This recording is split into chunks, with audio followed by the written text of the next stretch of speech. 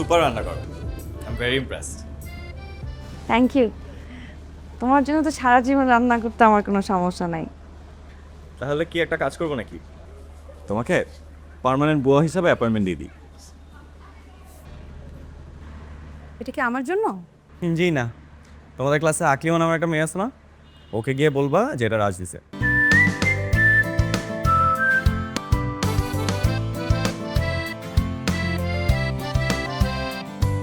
কৃষ্ণকলি আমি তারেই বলি, কালো তারে বলে গায়ের লোক।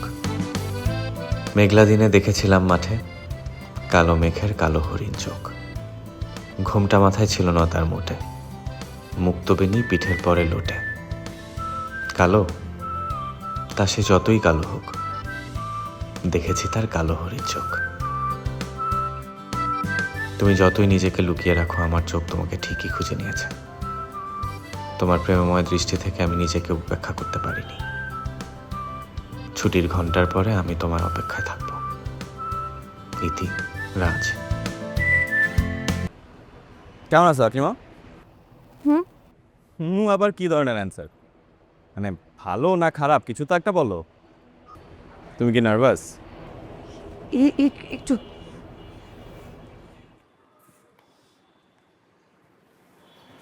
আমার মনে হয় তুমি অনেক নার্ভাস। আকলিমা জানো, তুমি যে আমাকে লুকায় লুকায় দেখো, এটা কিন্তু আমি ঠিকই বুঝতে পারি। সরি। হ্যাঁ, সরি কেন? আর আর হবে না। আরে দেখো, আমার খুব ভালো লাগতো তুমি যদি নিজে থেকে এসে আমার সাথে কথা বলতা। দেখো, আমি জানি যে আমরা একই ব্যাচের না, তোমার সাথে আমার একসাথে ক্লাস হয় না, কেন জানি তোমাকে আমার খুব ভালো লাগছে।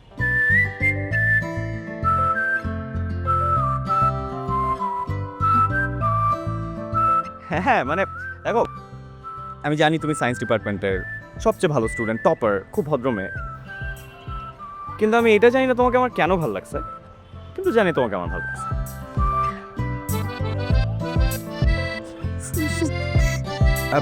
তোমার জুতা দাও, আমি করে দিচ্ছি।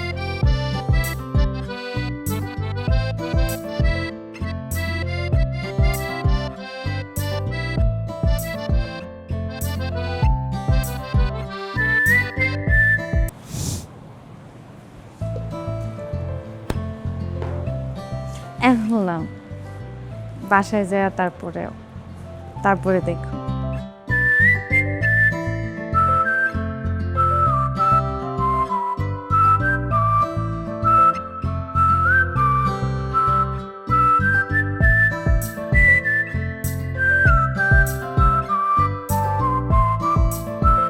তুমি কিন্তু সুপার রান্না করো।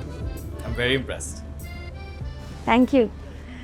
তোমার জন্য তো সারা জীবন রান্না করতে আমার কোনো সমস্যা নাই। তাহলে কি একটা কাজ করবো নাকি, তোমাকে পার্মানেন্ট বুয়া হিসাবে অ্যাপয়েন্টমেন্ট দিয়ে দিই?